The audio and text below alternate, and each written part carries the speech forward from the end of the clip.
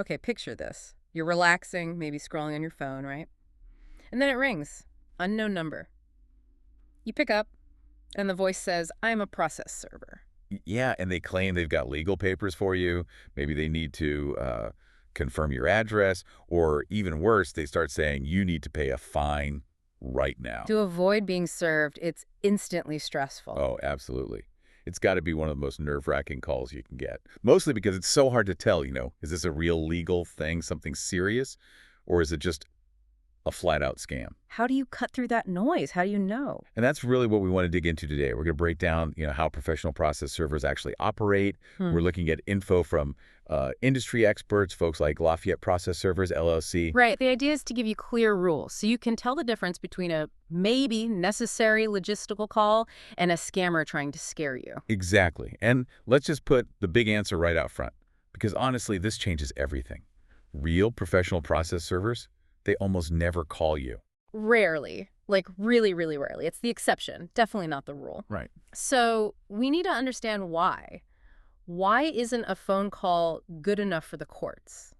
Okay, let's unpack that. Right. Why is just talking on the phone basically useless legally? Well, it all boils down to something fundamental called due process. It's a constitutional thing. Okay. It means you have a right, a basic right, to be properly notified if there's legal action against you. And that notification, well, has to be the actual physical delivery of the court documents. Physically handing them over. Yes. Because if the court can't be sure you got the notice, officially, the case just can't proceed against you. It stops right there. So the paper itself it's crucial. It's the official proof they told you, kind of the starting pistol for the lawsuit. That's a good way to put it, yeah. And the process server, their whole reason for existing, professionally speaking, is to create a record of that moment, that notification. They're not just delivery people then. No. They're acting almost like officers of the court for this specific task. Their final product, the thing they get paid for, is creating a sworn statement.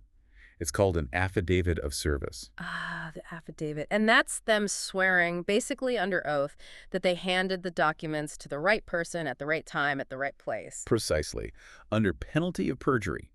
Now think about it. A phone call. There's zero legal proof there. You can't go into court and swear you talked to someone on some random phone line. Right. No recording, no verification usually. Exactly. So if someone's using a call to try and replace that physical delivery, the very thing needed for the affidavit, well, they're not doing their job. They're actually doing the opposite of their job. That distinction is huge. Just knowing that should make anyone suspicious if they get a call demanding something. It really should. But yeah, you did say rarely, not never. So there must be some tiny edge cases, right? If the physical delivery is everything, why would a legitimate server ever bother calling? Seems counterintuitive. It does. But sometimes reality gets messy. They might call purely for logistics. They're trying to be efficient, not trying to serve you via phone. Okay, efficiency, not service itself. Right. There are basically three very specific situations where a professional brief call might happen. But again, strictly logistics, never the actual service. Okay, let's nail these down. What are these three specific exceptions? So you, listening, can know what might be okay. Okay, first one, probably the least common and definitely the least threatening. Scheduling a cooperative service. Cooperative. Yeah. This only works if, say, an attorney has already talked to you, the recipient, and you've actually agreed, like, okay, yes, I'll accept the papers. So you already know it's coming. You know it's coming. Yeah. The server isn't surprising you. They're just calling to arrange the meeting, like, hey, is 4 p.m. at the coffee shop good? Or would 5 p.m. work better? Just setting the appointment for the physical handoff. Got it. So it's like making an appointment, not an ambush. You're expecting it. Exactly. Okay, second reason. This one's about geography. Confirming a vague address. Vague address. Like, imagine the server's actually there. They're physically at the location. But maybe it's a huge apartment complex with confusing building numbers, or it's way out in the country, no clear mailbox. Right, they're lost but close. Yeah, they're in the parking lot, basically. They might make a quick professional call saying something like, hi, I'm outside trying to deliver documents. Am I building C or is it around back? Just trying to find the door. So they're using the phone like a quick directional assist. They're already physically present. That's the key. They're right there trying to finish the job. They're not fishing for info from miles away. And the third one, verifying presence at a workplace. Okay, calling your job, that sounds a bit iffy. Well, not calling you directly at work usually. If they plan to serve you at your workplace, they might call the main front desk or maybe HR, not your personal line. Yeah. And it's a very polite, brief call, just asking, is your name working today? Purely to avoid driving, say, 50 miles out there if you happen to be on vacation that week. Just checking if you're physically there before they make the trip saves them time and the client money. Exactly. It's about efficiency, saving a wasted attempt. Looking at those three, the common thread seems to be, like you said, logistics. They're brief professional calls. The goal is just to make the physical delivery happen smoothly. Efficiency calls, that's a good term for them. They want to get the paper into your hand, documented, faster. That's it. Okay. Efficiency, not intimidation. That's the absolute critical difference. Okay. The second that call shifts away from just simple logistics, Yeah. you should be on high alert. And this is where it gets really crucial for you, the listener, because if the call you get doesn't fit neatly into one of those three boxes, or if the tone just feels off, wrong. Highly suspicious. Yeah. So we need to talk about the absolute red flags, the things a real ethical process server will never, ever do. Okay, lay them out. What are the big never-dos? This is the stuff scammers rely on. They pretend to be servers to scare you. So, number one, and honestly the biggest giveaway, they demand money. Money? Wait, I thought they were already paid. Exactly.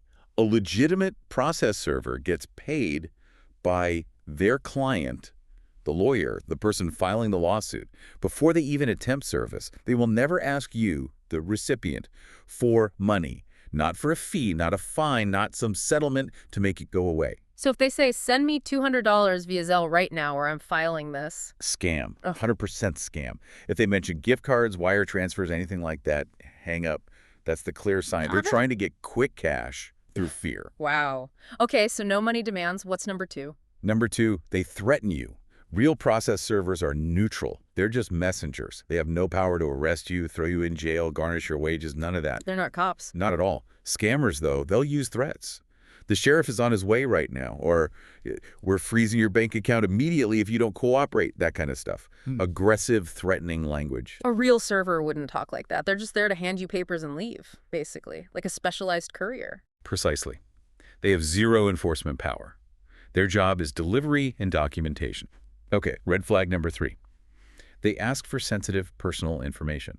Like what kind of info? Your social security number, bank account details, your credit card number, maybe even your driver's license number over the phone. Why would they need that? Don't the court papers already have identifying info? Exactly. The documents they're supposedly delivering already have the necessary info provided by the client. They don't need more sensitive data from you to do their job.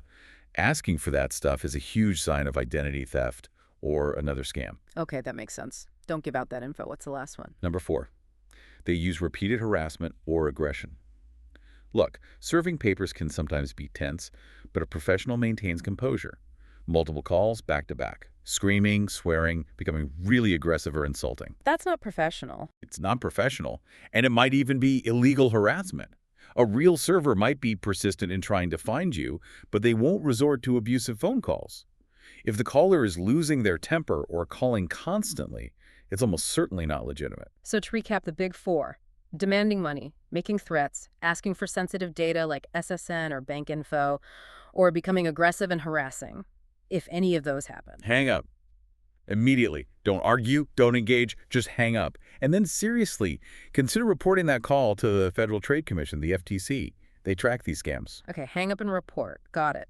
Now, what about the other side? What if someone is actually trying to dodge service? You know, they hide, they don't answer the door. Does the server eventually just get fed up and start making those threatening calls instead? That's a really important point to clarify. No. Avoiding service doesn't make the server suddenly switch tactics to illegal phone harassment. Why not? Wouldn't they be frustrated? And if you're frustrated, sure.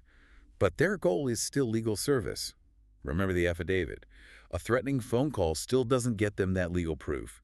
Their client paid for a valid service, not an angry phone call. Right. The client needs it done by the book so the case can move forward. Exactly. So if direct personal service isn't working because someone's evading, the server has other legal tools. They don't resort to scams. Like what? What else can they do? Well, a common one is substitute service.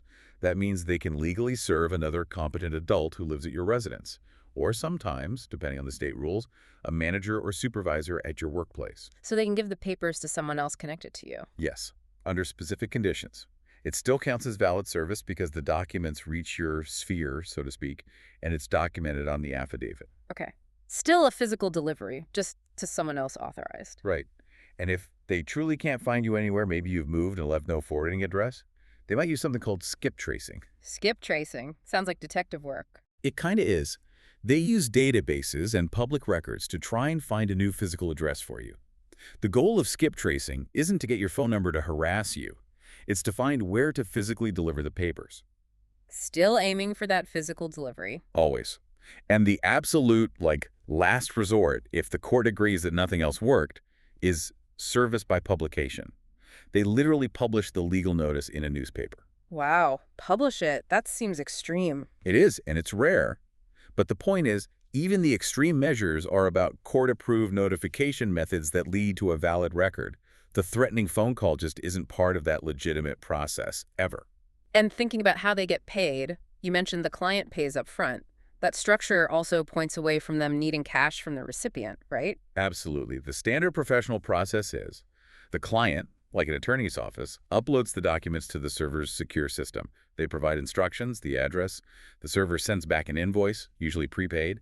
The client pays. Then the server goes out to attempt service. So the money's handled beforehand, between the server and the person suing. Correct. There's just no reason for the server to need your money during the delivery.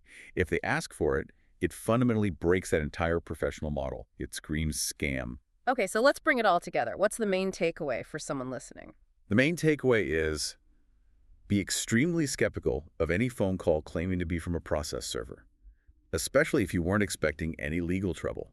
Remember, their entire job, their legal function, depends on that physical affidavit of service. They deliver papers, they don't collect money, they don't make arrests. Right. The second that conversation shifts from pure logistics, is it building C, to demanding money or making threats about jail or seizing assets, that's the moment it stops being potentially legitimate and becomes potentially criminal. It crosses a very clear line. A very clear line. The whole point of the scam call is to scare you into paying immediately, bypassing the whole legal system. A real server's job is to initiate your involvement in the legal system through documented physical notice. So money or threats mean it's not real service. And one final crucial point. Yeah, if you are actually served with real documents, don't ignore them. This information today is about spotting phone scams. If you get real papers, you need to take it seriously and consult with a qualified attorney as soon as possible to understand your rights and options. This isn't legal advice for your specific case, just a guide against fraud.